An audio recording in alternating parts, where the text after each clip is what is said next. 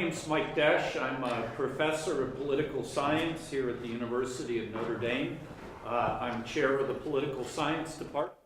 It's also my honor to chair this panel entitled Where Technology Meets Policy and Ethics, the National Academies as Advisors to the Nation.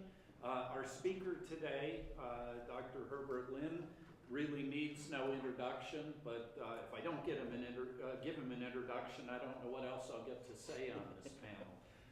And so just by way of very brief introduction, he's Chief Scientist at the Computer Science and Telecommunications Board at the National Research Council at the National Academy of Sciences. Prior to his time at the NRC, he was a professional staff member and staff scientist at the House Armed Services Committee, where his portfolio included policy and arms control issues. He has his PhD in physics from MIT. Not a real science, though, compared to the defense, the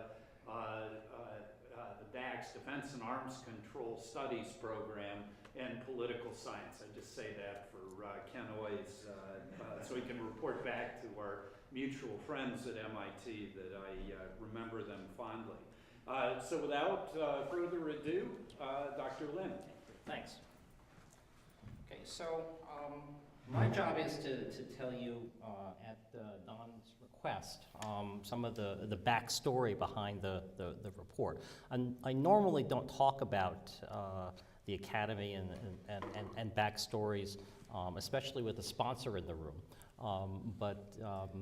That's, I'll do it anyway. So,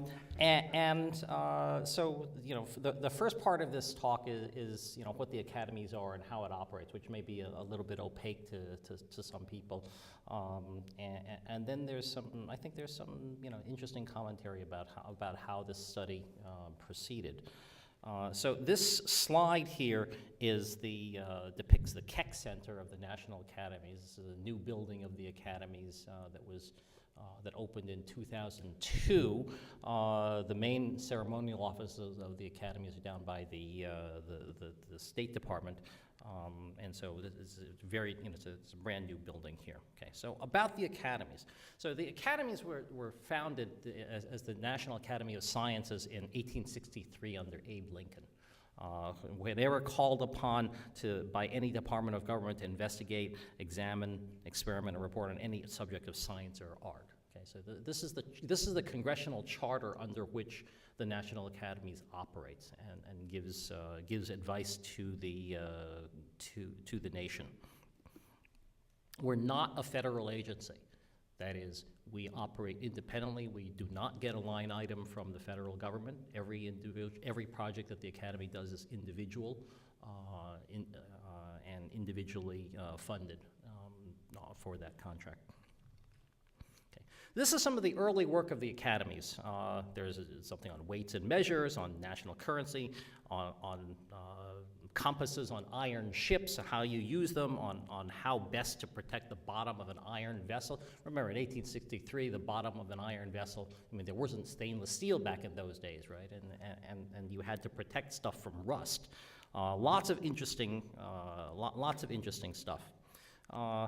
So getting you a sense of some of the early impact of the Academy's work, in 1866, there was a report of the Academies on weights, measures, and coinage, which essentially adoption of the metric system.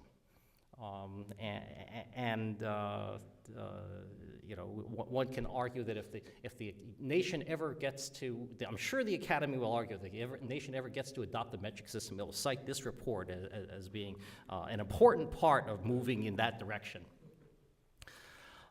Today, the Academies consists of three honorific institutions and an outfit that actually does work. The National Academies, National Academy of Sciences, National Academy of Engineering, and Institute of Medicine are the honorific organizations. These are the organizations that are self-perpetuating. They elect their own members. These are the finest scientists and engineers and medical practitioners and scholars in the country. And we have a variety of foreign associates as well. These organizations are primarily, though not exclusively, honorific organizations. They don't actually issue studies. The National Research Council, which was founded in 1916, is the operating arm of the academies. And so this is the group that actually does the work that the government asks it to do. It's a nonprofit organization, and we produce about one report every business day at the academies.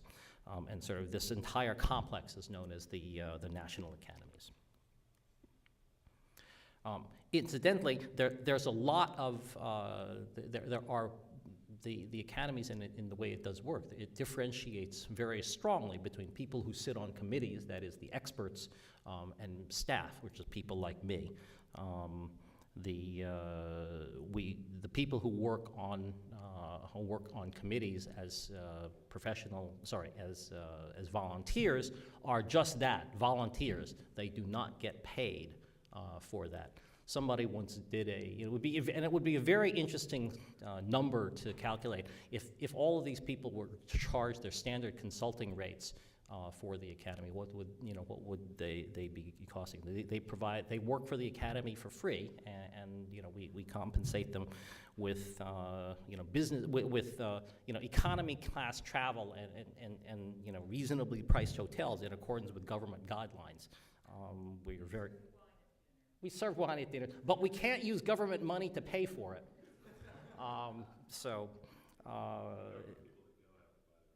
Right. So we couldn't do our work without these people, and they are they're really the people that make the academy process work. So collectively, this is what it looks like. At the top row are the honorific institutions. Below that is the National Research Council, which does as I say, does the work for the honorifics. The National Research Council is the entity with which the federal government contracts to do studies. They also review and approve the work of various units within it. And in this particular case, this study was a four-board enterprise consisting of the Computer Science and Telecommunications boards. We were in the lead mostly for administrative purposes. Somebody had to run the project. The Board on Life Sciences, our Committee on Science, Technology, and the Law, and our Center on Engineering Ethics. Each of these boards or committees or centers has project committees underneath it, and as Bob said, there are several people from those, from the project that did this report here in the room today. And if we're behind on any travel reimbursements, don't talk to me later. So as a sampling of a board's activity, I know the reports from our board, from my board, most closely. This gives you a sense of the kinds of things that we do, in addition to projects on ethics of emerging military technologies. So we've done a project on the future information processes, architectures and processes for Medicare and Medicaid. Electronic vehicle controls and unintended acceleration. You may remember this is the question of Toyota vehicles suddenly accelerating. Electronic health records and patient safety. Computing research for societal sustainability. Computational thinking for everyone. Understanding how information technology innovates, and how the field innovates, and how those roots ramify into the economy at large. Wireless technology, cyber warfare, cyber attack, public response to to alerts and warnings using social media, cybersecurity workforce, broadband R&D roadmaps. So I mentioned this range of studies only to show that there's a broad technology-focused perspective that many boards at the Academy takes, but we take this kind of expertise and use it in other projects like the one that Bob described earlier. Why do people come to the Academy? Well, there's credibility. There's the association with the honorific of the honorific members, and we do in fact have a large number of Academy members who serve on committees and the like. However, in fact, the National Research Council itself was founded because the National Academies didn't have all of the expertise it needed to conduct all of the studies that the government requested of it, so it branched out, and so we have people who serve that are not members of the academies, but who serve a very important role anyway. So, for example, no lawyer is ever, lawyers don't get elected to the National Academies of Sciences or Engineering as a rule. There are a couple, but that's not why they were elected. Nonetheless, many subjects that we address have to do with law, and so we need that kind of expertise. And we get that, and we have a long history of providing pretty authoritative advice on things.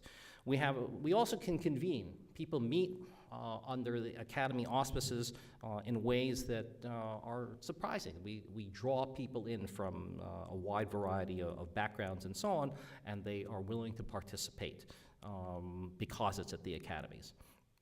And we get many people from many, many different disciplines. And the study process is itself well established, recognized as independent and objective. Very few complaints about that. On occasion we fall on our faces, but that's very rare. Very strong quality assurance and control. And we're very, very well suited to addressing problems that involve multiple disciplines. So I think we're really, really good at that. And that's, of course, for a project like this, something that's really important. We often provide studies. This is our bread and butter. The major impact that Academy studies, that the academies have, I think, come out in studies like this. It's consensus advice based on analysis, couple of years duration, often. We're independent from the project sponsors. That is, we're unlike any other report-generating operation in Washington. In other contexts, if you're working for a typical report-producing organization in Washington, if they pay you to do the study, they own the study. And if they don't like it, they can sit on it. That doesn't happen with Academy studies. We provide consensus recommendations, and we're pretty much free from, we don't really go out of our way to advocate we don't have any particular stake in the ground that we need to uphold. We don't have that kind of intellectual conflict of interest. And the balance in Academy studies of committees is really, really important. We pay attention to technology trends and futures and interactions of technology, law, policy, economics, lots of things like that. And all of this is publicly disseminated. PDFs are free at the Academy website, including this report. You can get this copy, a PDF of this 300-page report. If you want to print it out, feel free. But the book itself will cost something. Our audiences. This is a question that always comes up in doing an Academy study. Who's our audience?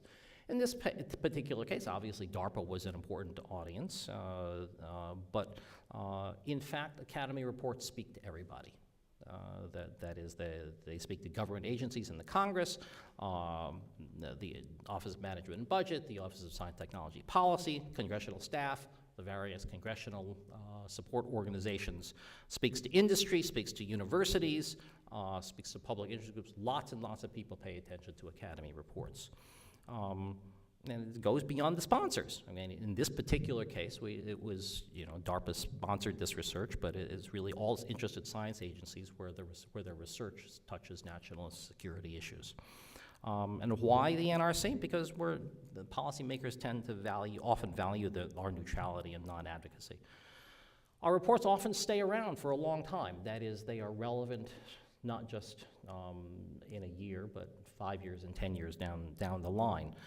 Sometimes they're textbooks, sometimes they are subject of congressional hearings and the like.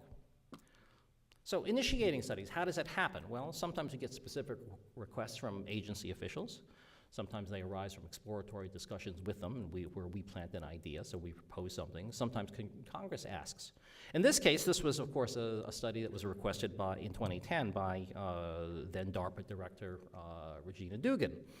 So this report is now available in late 2013, and so there are two interesting questions. One, is DARPA still interested?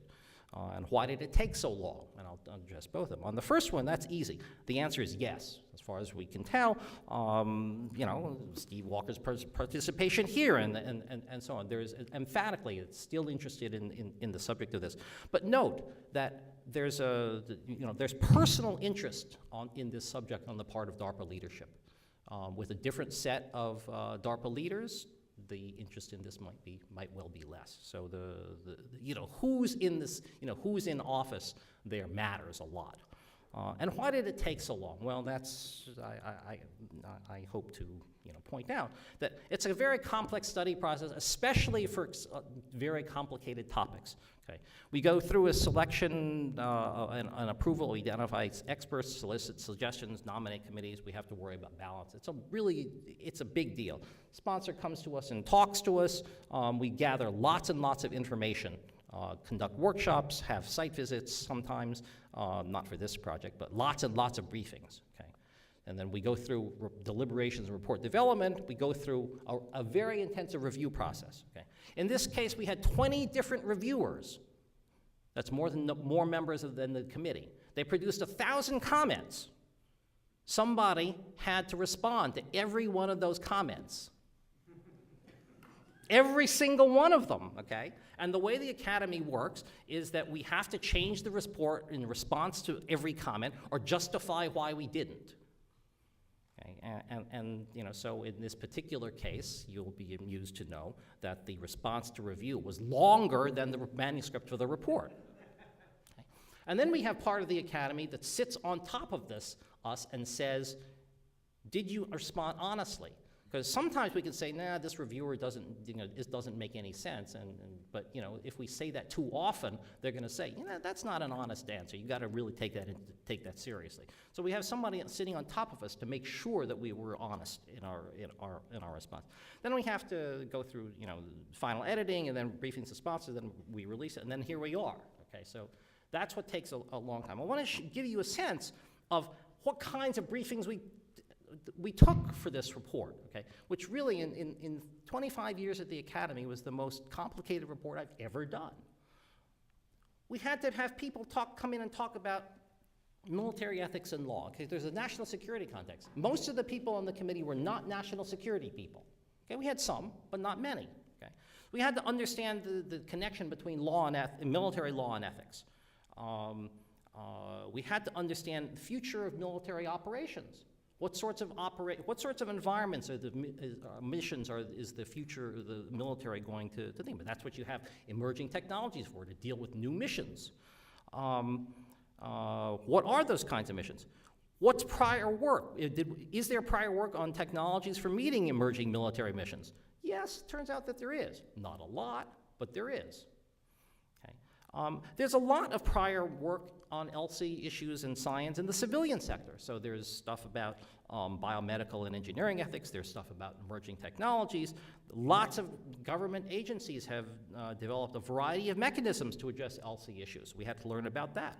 They think about how to embed ethics into research and development. So lots, but not in the military context. We were the first in that. So there's a lot of stuff in this domain. Okay? We had to learn more about the science and technology, the fundamental science and technology that might be involved. What are some emerging technologies? We had to understand the state of the science, get some sense of the state of the science, what the possible applications were, what the kinds of LC issues were that would come up. So we talked about foundational sciences in 3 areas: information technology, neuroscience, and symbio. We talked about applications in specific problem domains: cyber weapons, robotics and drones, human enhancement, and non-lethal weapons. Okay? And there could have been others there too. Those were the ones that we focused on. We also looked at nuclear, not because nuclear was an example of a democratized technology, but because it wasn't. That gave us some touchstone to how to think about all of this stuff. And some of the lessons are relevant, some of them are not. We also heard from non-US perspectives, from Europe and from China and the like. And we also had to learn a lot about risk communications and risk assessment. Because something like this, there's risk to the public. When you think about risk to the public, you have to think about how you communicate it, how you understand it, and how you determine how significant it is. Okay. The approach of the committee. Okay, I think this was a tension that we had from the beginning. I think we came out with a reasonable middle ground. Do we start top down? Do we start with philosophical ethics or disciplinary ethics and then apply it to different technologies? So you could start with various different ethical theories. You could start out being a deontologist. You could start out with consequentialism and so on. There's an advantage to that if we go down that path, right? It gives you a consistent template for analysis, gives you some systematic coverage, it gives you some ways of thinking about it and so on. But you get a consistency that's sort of artificial, and most importantly, not really in accord with how people make LC decisions, because people actually make decisions with using some mix of all of these, okay? So there's no one theory that provides you with everything that you need to know. And people invoke principles from all of these depending on the context. Another possible approach is, do we go bottom up? You start with different technologies, consider the LC issues in those different contexts of use and technology, and then abstract from them. Okay? It has the advantage of being very fine-grained, but it has a disadvantage of seeming ad hoc. Okay? So it's not an ideal solution either. The middle ground, I think, where the committee came out on this is that we started with the different technologies, sort of bottom up, when we considered the LC issues, but we looked to the philosophical theories and so on for insight to try to identify different issues. And I think we decided that reasonably early on, and I think that was a successful approach, because what it did was it grounded us in something real.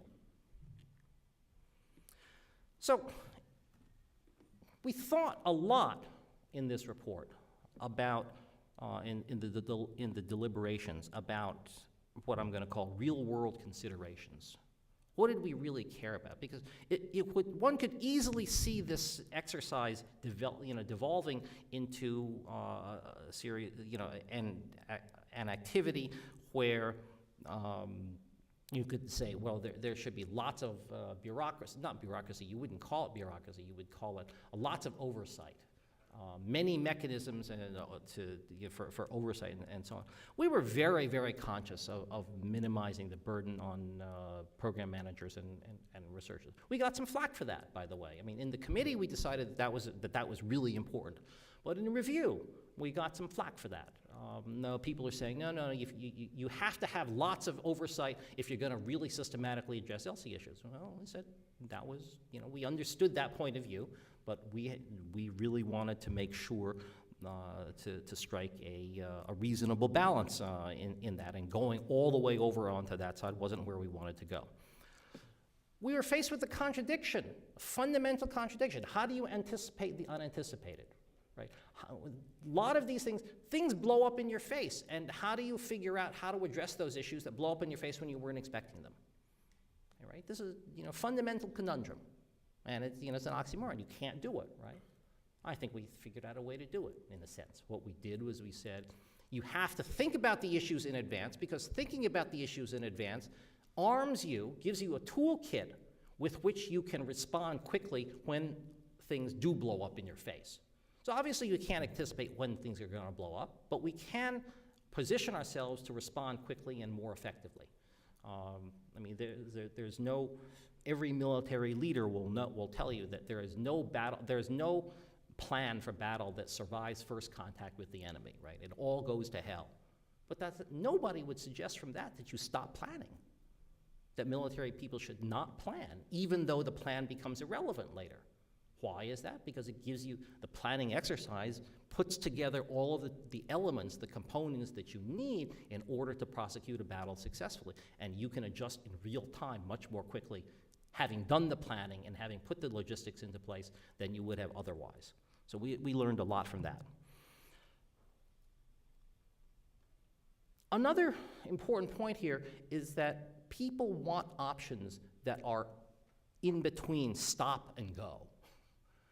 That there may be ethical issues or maybe issues that come up in certain things, but many, many cases, the right answer is yes, but, and no, maybe.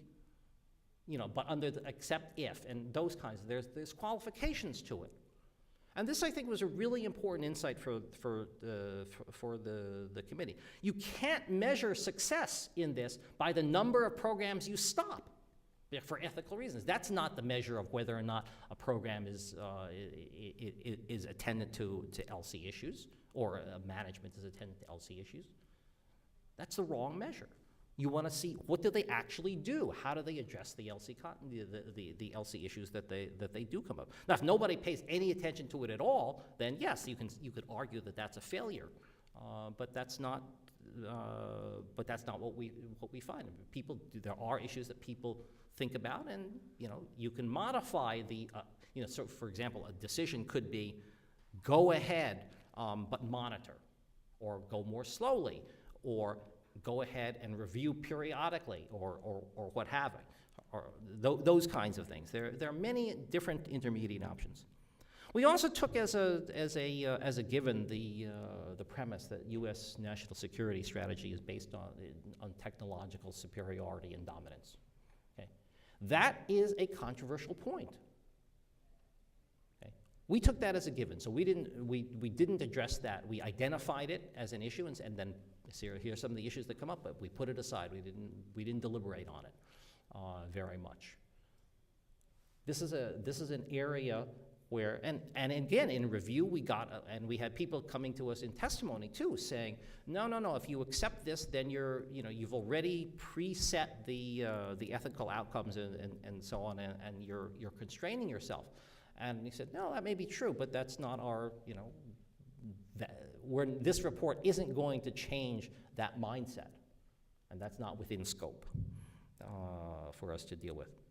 And the other point, last point here is that real-world issues unrelated to R&D were not in scope. So Snowden happened in the latter end of our project, okay? And we thought for a while, should we address Snowden? The issues, because they're very technological in nature in certain ways. And we said no. Not without a certain amount of hesitation. Some of us really wanted to go into it. But I think the point was that it wasn't an R&D issue. It was technology related, but it wasn't an R&D issue. So that was off limits. And if you ping different committee members, everyone will have a view on that we didn't express in the report. I don't think the word Snowden appears in the report. Many challenges in doing this study here. It's really a complicated study, right? It's really a complex topic, right? And there are many temptations to boil the ocean. Okay? And one of the interesting things in this field is that every cut that you take at simplifying it, it demonstrates an equal level of complexity, right? It's sort of what a fractal is about, right? There's another layer of complexity no matter where you stop the analysis. That's just as complex as the one you left before. Lots of multiple scientific and technological disciplines involved. You had to pay lots of attention to social science too. There's a risk assessment and communications and the like. Law and ethics are central to this discussion.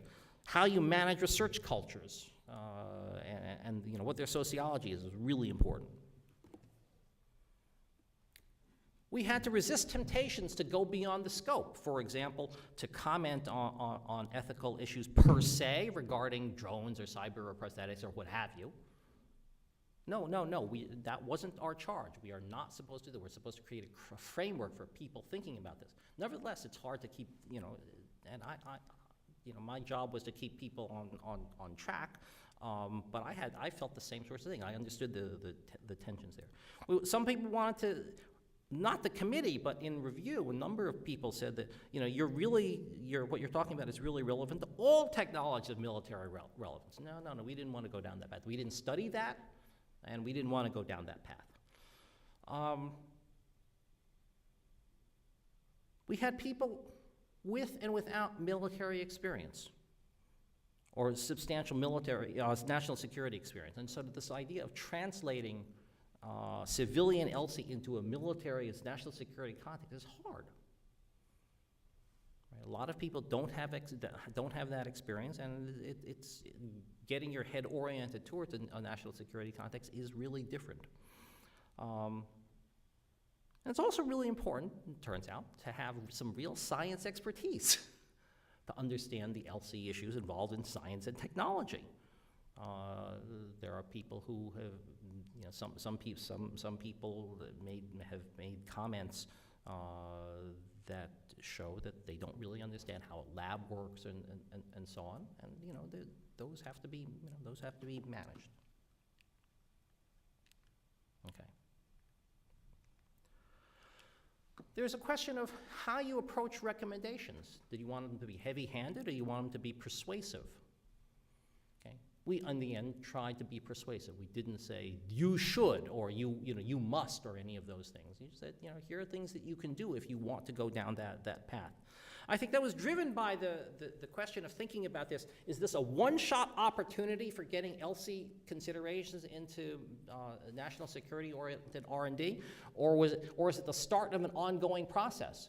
If you think if this report is your one chance to get input into the process, to help affect the process, then you're going to load everything you can into the recommendations and make it as hard and as mandatory as you can.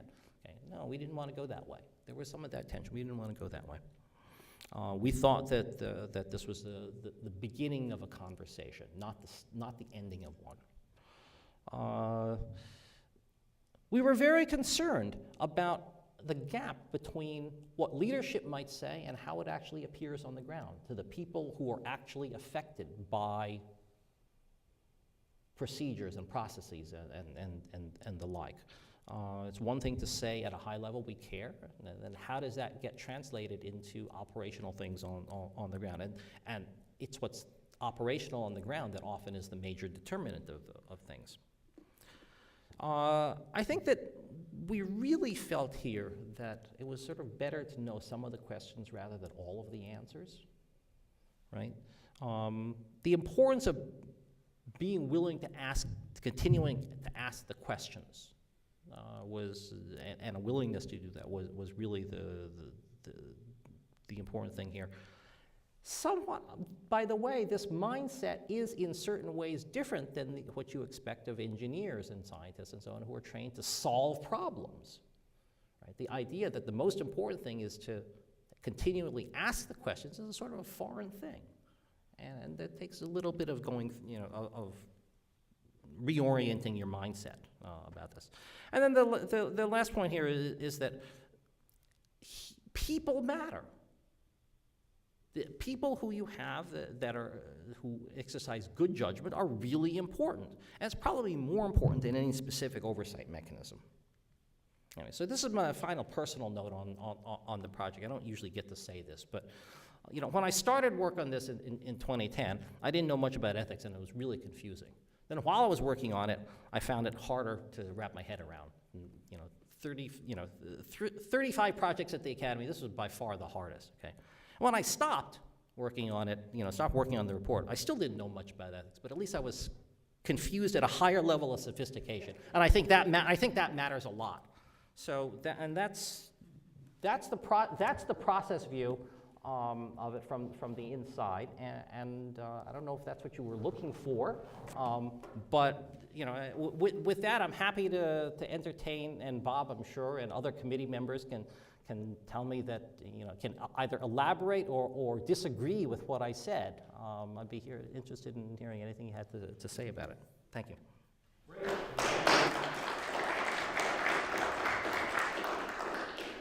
The floor is open for questions, and we recognize our distinguished sponsor.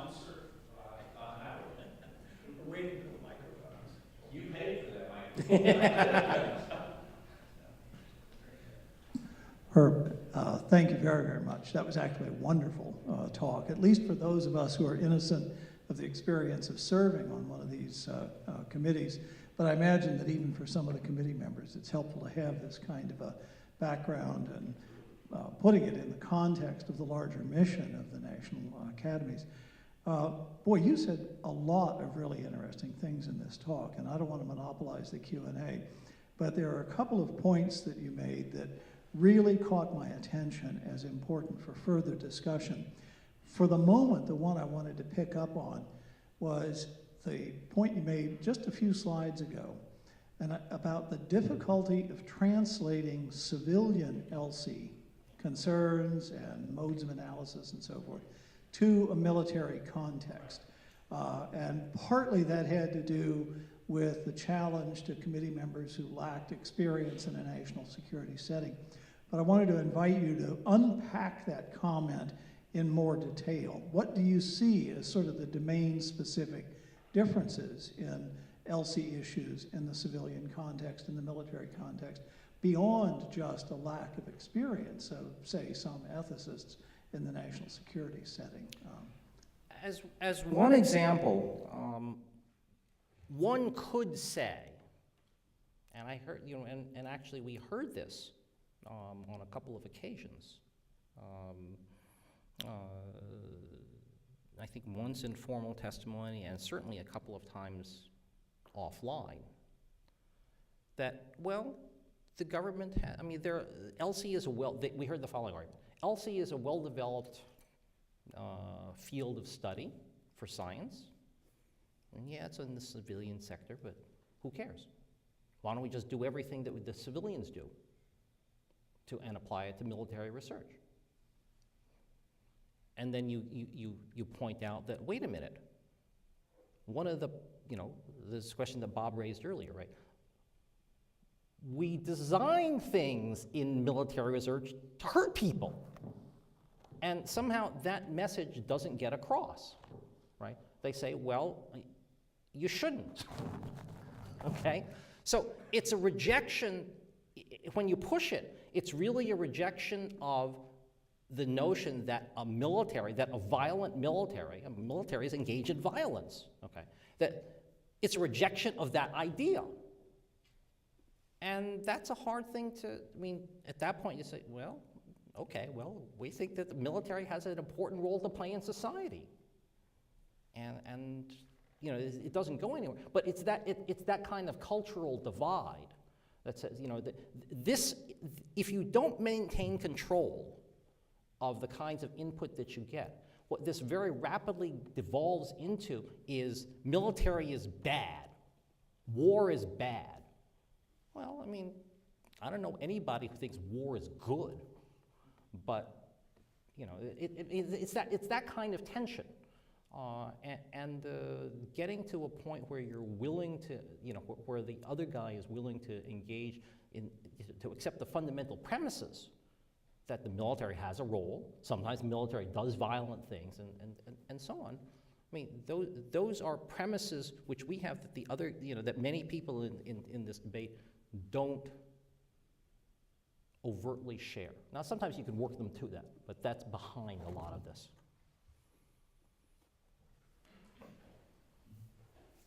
Just to get down to some of the more specifics, this is an answer, part of an answer.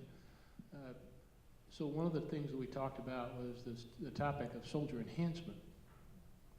And it's different in a civilian context.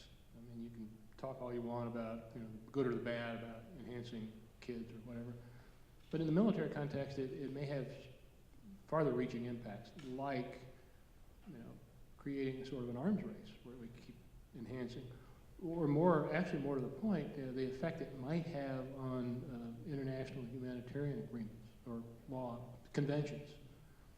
And so those are things that would not come up in a civilian context. Let me give you another example in that, which to me sort of makes an important point. What I'm about to say did not come up in the report, but it's implied in certain parts. At least it would be consistent with the report. The military gives out medals for bravery, right? If you can take a pill that will kill your fear response, what happens to medals? Okay. And you bring this up to a civilian who doesn't have any idea of what it means to win a medal for bravery and so on, and he just sort of looks at you and like you're nuts. So, anyway. Ruth? I wanted to pull on your higher level of sophistication in understanding ethics a bit. Because I was more confused. I was confused at a higher level of sophistication. okay. Nonetheless, I note that in the report, training on ethics was one of the recommendations. You've been in this business a long time. You, like I, have probably had more ethics briefings than you can count. And yet, admittedly, found it confusing. What that suggests to me is that for the training to be of value, it must be in context. And so I wonder if the committee discussed the fact that ethics training for this purpose can't be sort of the box check annual ethics training, but it must somehow have the context of the work. Did you discuss that at all? Yes, I think we did. And it was more along the lines of fine. The ethics reports, ethics training that I've received, and no doubt you received and so on, usually has to do, well, I mean, it has to do with things like, you shouldn't do X because you're going to cheat the government or something like that. It's a violation of some fiduciary responsibility. You know, don't take your wife along to on a government-funded business trip. I mean, that kind of thing. And then there's that. And then there's questions about credit for research. You know, credit for work. You know, protecting intellectual property. And then there's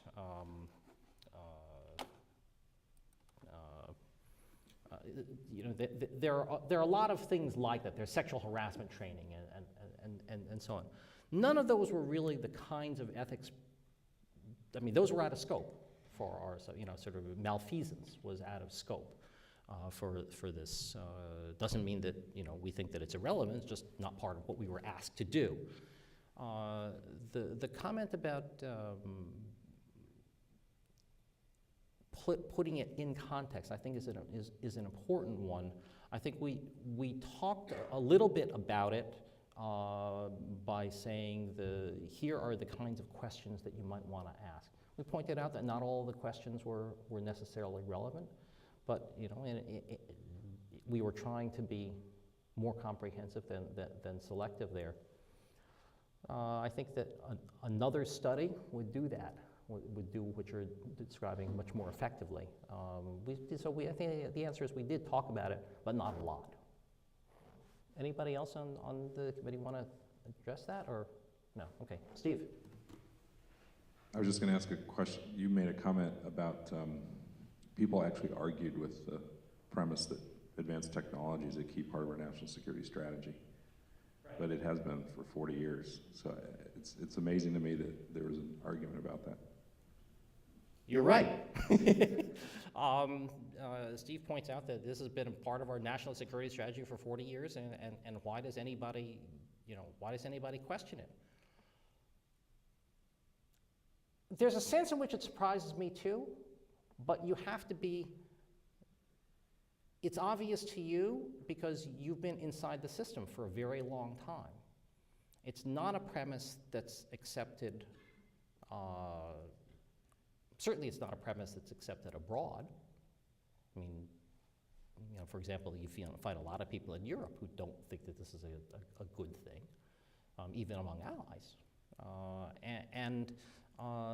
You also find that there are lots of people who are not inside the Beltway, who have not been exposed to the national security context and so on, who believe, you know, who basically say, why can't we all just get along? Okay.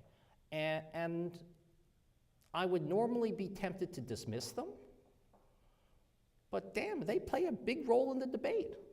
They drive a lot of concerns outside, and they can't just, I mean, we at least had to listen to them. So you're right, it is surprising, but there are significant numbers of those people around, and much as I disagree with them about many things, I mean, we sort of feel like we have to listen. So, yeah. Britt Holbrook from Georgia Tech. I wanted to ask you about the tension that you mentioned or was talked about earlier between developing a matrix and coming up with a framework. And it seems like it comes across to me in the report, which I can't say I read every single page of, but I read through most of it. And then to refer back to your last slide, which I actually think is quite good, and as someone who teaches ethics and someone who's thought a lot about ethics, I would actually think that's adaptable to some sort of evaluation of ethics training. If you can move people from ignorance to confusion at a more sophisticated level, I actually think you're making progress. And I don't mean that as a joke, I mean that seriously. And so I wanted to see if you might think of linking up those two issues. So the tension between coming up with a matrix or maybe even something like a checklist versus a framework, and then the role that the framework might play in terms of having something like or articulate or being able to give an account of your confusion. Well, I think that I'm going to say something, and I don't know if it'll be responsive to you, but let me try. To the extent that you can think through issues more systematically, that's a good thing. That's what the purpose of a framework is. That's what the purpose of the checklist is. In fact, our checklist was our framework in some sense. Okay. But I'm a physicist. I'm used to starting from Maxwell's equations. Okay, and it doesn't work like that here. There are no Maxwell's equations for ethics. And even though many people would like to argue that there are. And so trying to do things more systematically, I think, is an important step. When I say that I'm more confused at the end, or I'm confused at a higher level of sophistication, that means I'm more aware of what I don't know. I'm more aware of how complicated the subject is. I'm more, and how I would, this was in fact a fear that lots of people faced on the committee when they were trying to formulate recommendations. Because if you decide that you're going to defer research until you resolve all of the ethical issues in your mind to your own satisfaction, you'll never do anything. And so you have to be willing to say at some point, stop.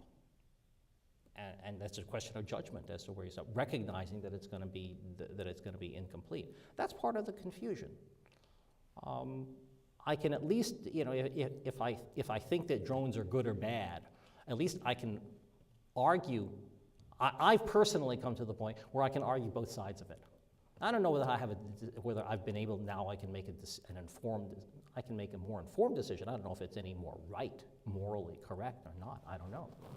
But I don't know if I'm answering your question.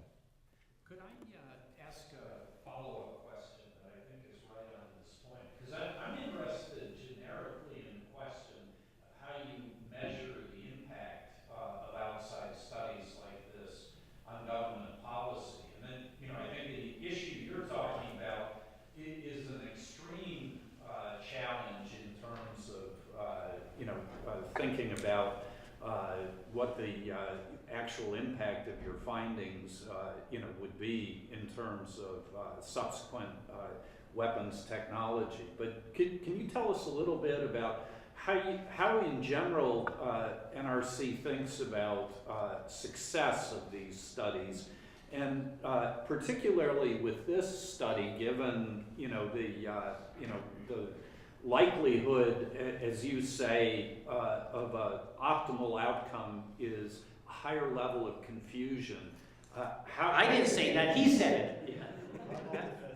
How you would, first of all, how you measure the higher level of confusion, but secondly, how you would justify that as being progress to various constituencies and potential stakeholders.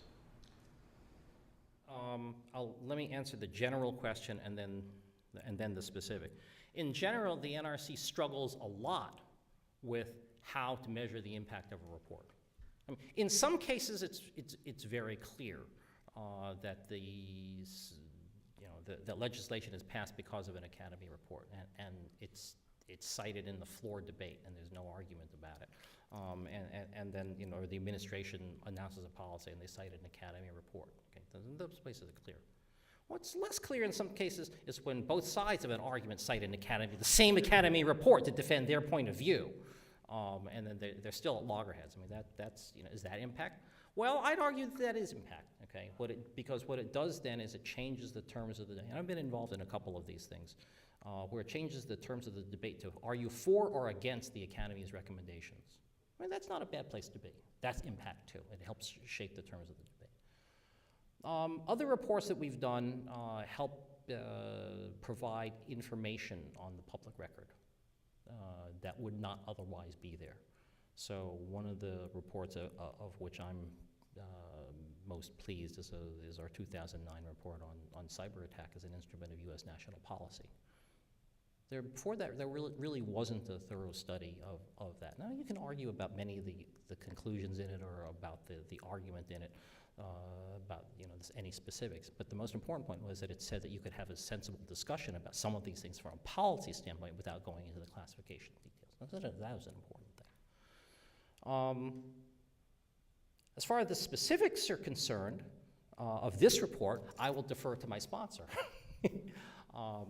We briefed Steve about this.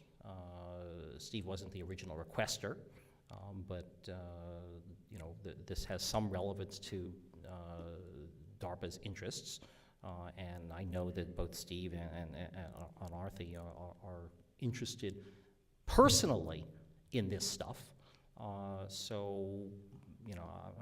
think maybe Steve will comment on that later. And we are at a symposium, and he's speaking at a symposium. He's doing the closing keynote on this report, on the significance of this report. So I'm going to punt on that question to him about what the impact of this report could be. It could be a negative. A negative is a good impact. Mm-hmm. Steve? I was just going to say, not all of your sponsors embrace your reports as well as we have, right? No, it's just, when we didn't request this study, it was requested by our predecessors, but I was really happy to see the recommendations. And when Arthi Prabhakar, the director of DARPA, came in a year and a half ago, and she really brought the leadership to this topic, even ahead of the report's publication. So, and I'll talk a little bit about what we do.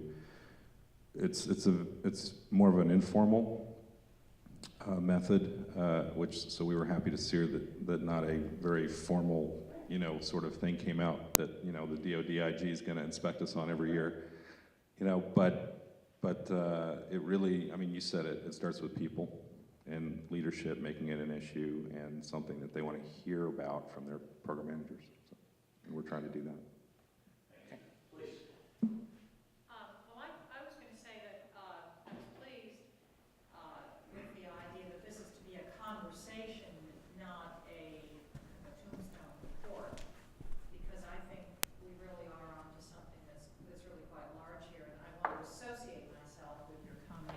Higher level of confusion, or a more sophisticated level of confusion, because I think that's also going on here.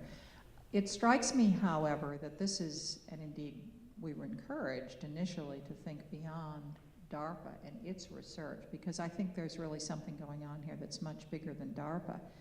And part of the problem, and these are inchoate thoughts, so they're not probably going to be as crisp as they should be, is the confusion of categories in much of this area. Now, you've talked about civilian and military, but law enforcement and national security would be another confusion, and what it means to be engaged with non-traditional adversaries that fall outside traditional definitions in international armed conflict, law of war, and in particular that space of a non-international conflict, which is kind of an oxymoron in and of itself, but really was designed to deal with hot conflicts that are really the equivalent of a civil war, and there's really little said about that. Now, to make this a little bit more specific, this rambling set of thoughts, I think if you looked at the drone debate, it would be a very interesting thing to study, because my guess would be that we initially came to drones as a very good thing to do. It saved risking our own soldiers' lives. It could pinpoint lethal force. The far end of the continuum from carpet bombing, all good. And yet, I'm sorry, Mary Ellen O'Connell's not here because she's quite critical of the drone policy. It's now become very controversial. And so you see almost a dynamic change as a technology enters the field. It changes the terms of discussion and debate, so that now the question is, well, is it really ethical or not? And what's going on here? And I think part of what's going on is that there's a shifting substructure. Are we talking about national security, or are we talking about law enforcement? These are really important things for, I think, the country to be thinking more crisply and clearly about. I think our ways of discussing this and other similar problems lack that higher level of sophistication. And this afternoon, I'm going to say a word or two about the Snowden affair. I would have to confess that I was the person who argued we should not have this in the report, and I would still hold to that view, but it's nonetheless something that is here today to be thought about in the context of what do we mean when we talk about the LC implications of technology and its application in the shifting space between traditional law enforcement and traditional international national security activities.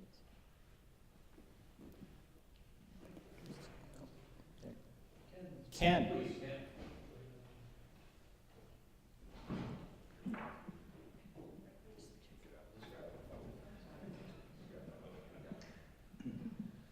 So picking up on the assumptions that we were making at the outset, there was a comment that it was in a sense kind of surprising that anyone would be upset at discussion or ruling off limits the assumption that preserving an asymmetry was a fundamental national interest.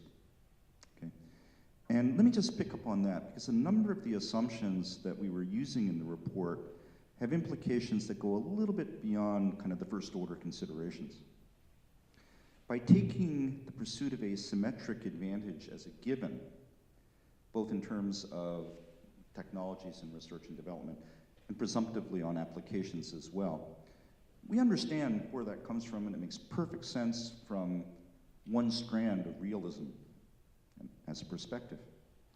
But if you're really bent on preserving superiority, that also rules out various accommodations or possibilities in terms of stabilization at parity.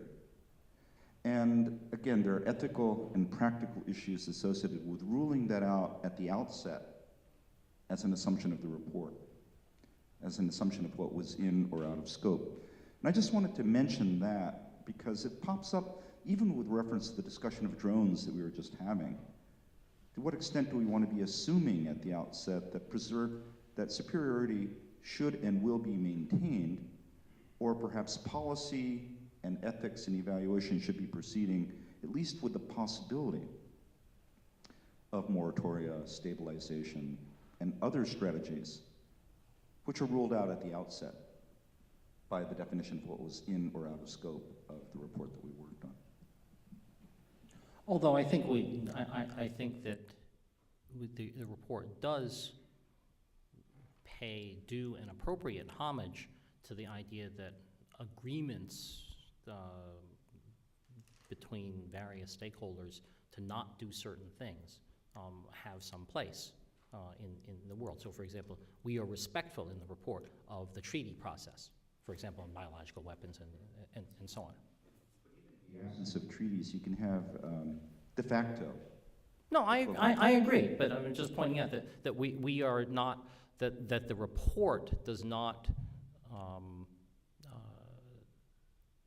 it does, as you said, it did not, call into question this fundamental assumption, but, and it has some of the effects that you described. Nonetheless, the report does have material in it which talks to the advantages, or the possible advantages of moratoria and agreements that, that are both treaty and non-treaty related, so.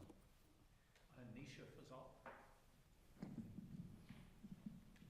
So like Don, I come to this from a perspective of innocence about this process, and I wanted to ask a question about the process in light of the relationship between the authors of the report and the intended audience, or at least one intended audience for the report. I haven't read the report, unlike you, but I've glanced at who's on the committee and also who the reviewers were, and there's at least one retired military on the committee among the authors, and another one in the reviewers, and I was just curious about the extent to which there was an exchange with people in the military and the defense community. How frequently were you being briefed? Because I understand from your description of the process that there were several briefings. It sounds like. So to what extent was there a constant exchange? Was it fairly? Was it more limited, etc.?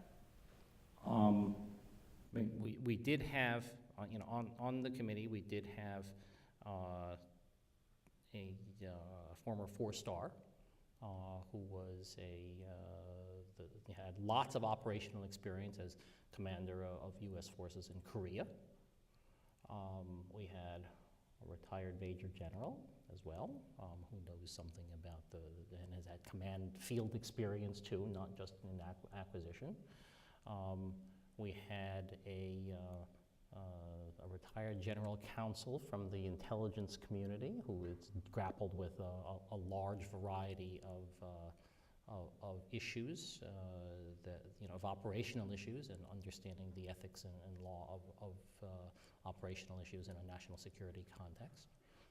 There are several people on the committee who have touched the national security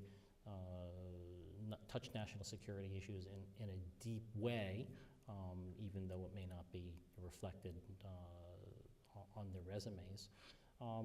So I think that we did have a large part of the ongoing dialogue as the committee through the committee process. Now, that said, we did get a number of briefings from various retired military people and so on, which helped keep us grounded. Bob, did you want to follow up? If I understood the question, maybe I misunderstood it, but there was rich discussion in the committee meetings, and the military folks and the national security people actually played a large part in those discussions, so they were not in any way ignored. And I think you would actually be a little surprised at the views of the military, particularly our senior military guy, were different than you might have actually thought. So they were very sensitive. I and others were very sensitive to some of the ethical issues, more than you might expect. I don't know if that answers your question. Please, in the back, what we're just no, I'm sorry. You ran. You ran. Were there any issues or areas in which you felt the process was less well done than others? Maybe because you had a shortage of experts, the wrong experts, not enough expertise on the committee or whatever. Now, just taking a guess, it sounds like there was a problem coming up with concrete proposals for ethical understanding, as opposed just to training. But are there any areas where you think could have been done a little bit better were you to do them again? What a loaded question. No. No, seriously, I mean, you can, one can always do better with would I conduct the study now the same way? Would I try to organize it in the same way that if I were to do it again? Almost certainly not. I've learned things from the study that, I now know more about it. Your comment about sort of concrete proposals and so on, I think is not quite right, which is that I think we do have concrete proposals. We chose not to make them prescriptive as they might have been otherwise, okay, as some of our reviewers might have wanted them to be. For example, if we had decided to be more prescriptive, I mean, there were certainly people who could have written that. But the committee decided that it didn't want to go that way. So I think that it's what you're pointing to, the lack of specificity is a feature, not a bug, of the report. I mean, it's a good thing, and that is it was deliberate and intentional. Now, whether you could argue with the report, and so when and when somebody writes a book review of the report, they can criticize it for not doing that, for not being more specific and prescriptive. Sure, you could say that, but I think that would represent a difference of judgment rather than a lack of knowledge. Okay. The gentleman on this side towards the back. Can you pass on the microphone to Michelle? Thank you. Thank you very much. My name is Patrick McCluskey, and I'm a journalist and writer. I wanted to ask a question about confusion, because professionally I'm really good at spreading confusion. Bob and I wrote an article in the Wall Street Journal about the drone debate, asking about looking into the question of fully autonomous weaponry. And it seemed to me, with the confusion you were talking about, that perhaps underlying that is just the various ethical and moral philosophies out there. I don't know if you dealt with that explicitly. Bob and I took a fairly traditional, I guess you could say, even Catholic viewpoint about the intrinsic value of human life, which brings you to the kind of conclusion that we came to,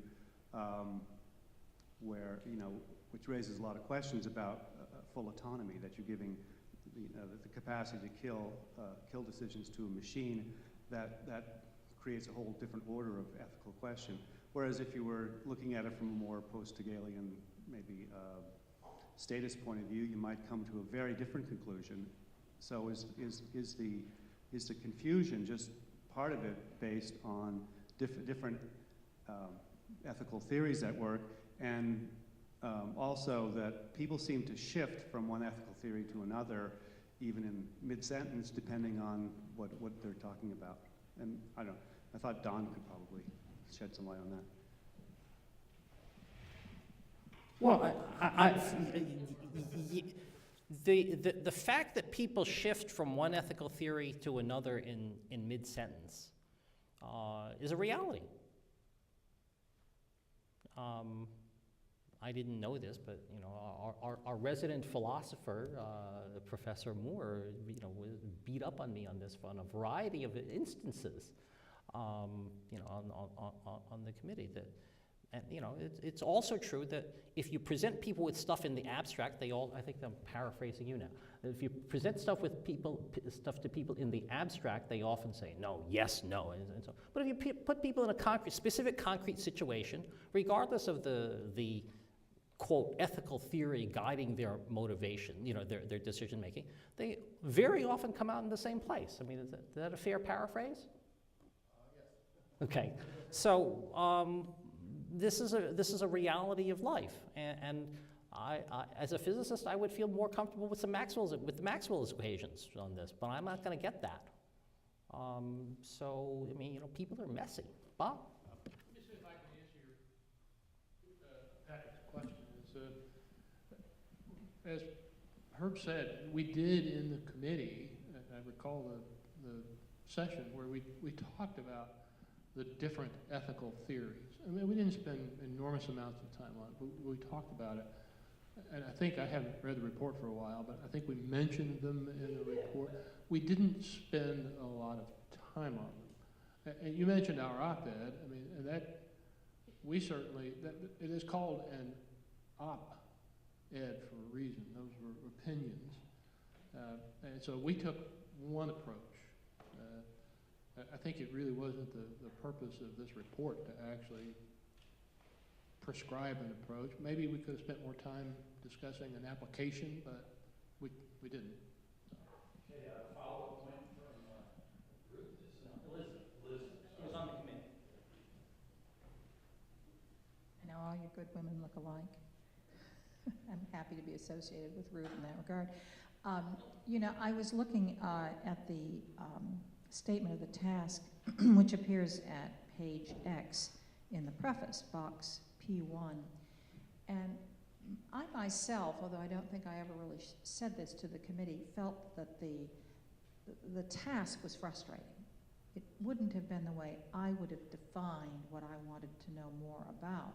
That said, one is confronted with what you're asked to do.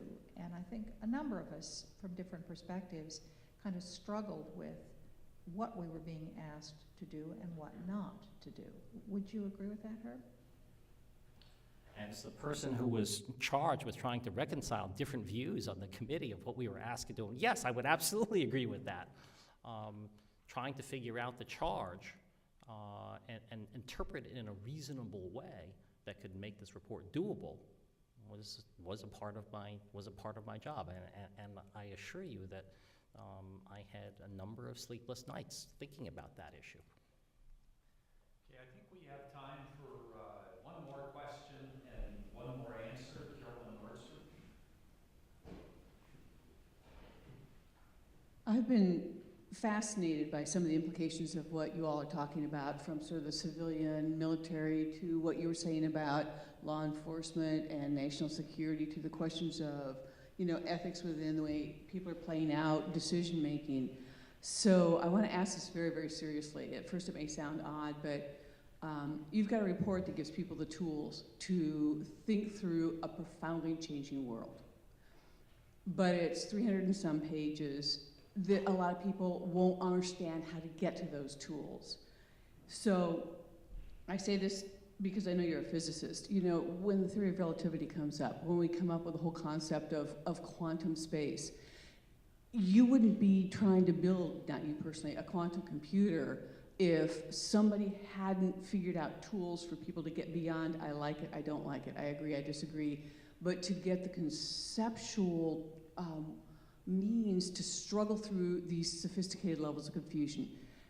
Those of you on the committee, can you put out something that literally is almost the same as what physicists did almost 100 years ago with things like Einstein's thought experiments, where people could walk through when they couldn't grasp the larger complexities, later with Feynman's diagrams, Feynman's, however you say his name.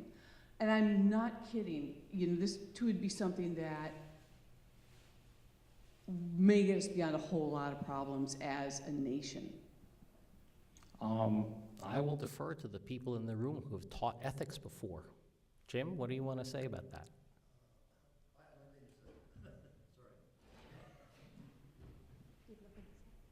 No, Jim. No. Okay, Randy, you teach ethics. Why don't you take a crack at that? I'm reluctant to say anything because it's very, very difficult to teach. And one has the nagging feeling that you have gotten people to memorize, say, the 3 schools of ethics, but not that they've internalized them or are genuinely thoughtful about applying them.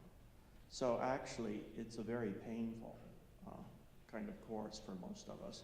Now, the hope has to be that when they go into professional life, something clicks and they begin to apply a bit of that.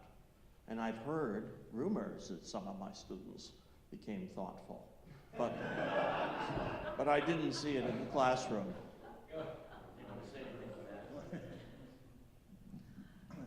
certain cases where I've had the same experience in the classroom, and the people have gone out in real life, say in computer science or something, and we're working for a bank, and discover that all sorts of requirements are made of them to search records that they don't think are appropriate to search.